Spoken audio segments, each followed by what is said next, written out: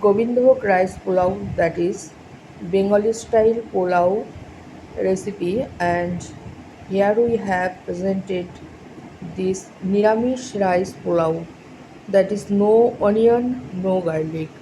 রাধে রাধে বন্ধুরা, কেমন আছো?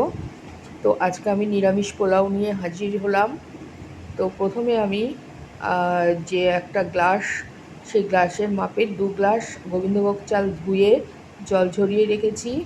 অন্যদিকে একটা পাত্রে আমি তোমরা দেখলে যে কিছুটা আদা কোচানো আছে, কাজু আছে, গোটা গরম মশলা আছে, কাঁচা লঙ্কা আছে, কিশমিশ আছে।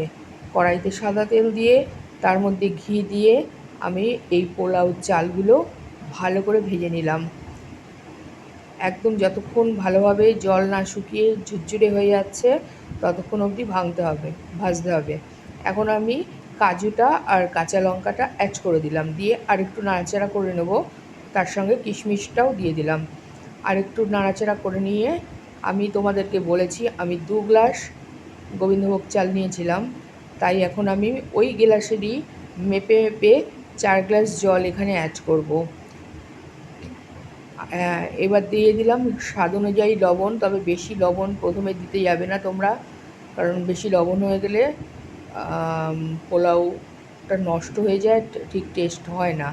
সুতরাং প্রথমে কম লবণ দেওয়াই ভালো।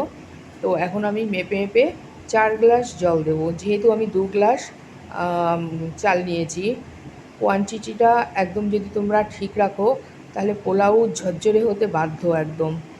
তো আমি যখন তেল আর ঘি যখন আমি দিলাম কড়াইতে, তখন তার মধ্যে তো আমি গরম মশলা দিয়েছি। আর তোমরা যদি মনে করো যে খালি ঘি দিয়ে করতে পারো, সাদা তেল না দিলেও হবে। দেখো এখন আমার 80% চালটা সেদ্ধ হয়ে গেছে, তখন আমি স্বাদ অনুযায়ী চিনিটা দিয়ে দিলাম। এখন আমি মিডিয়াম টু লো ফ্লেমে টোটাল রান্নাটাই করতে হবে। তো দেখো রান্নাটা আমি মাঝে মাঝে নাড়িয়ে দিচ্ছি, কারণ তলাটা ধরে যেতে পারে।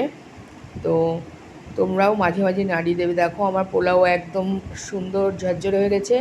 এখন একটু এটাকে স্ট্যান্ডিং টাইম দিলে যতটুকু একটু আঠালো আঠালো লাগছে ততটুকুই ঝরঝরে হয়ে যাবে।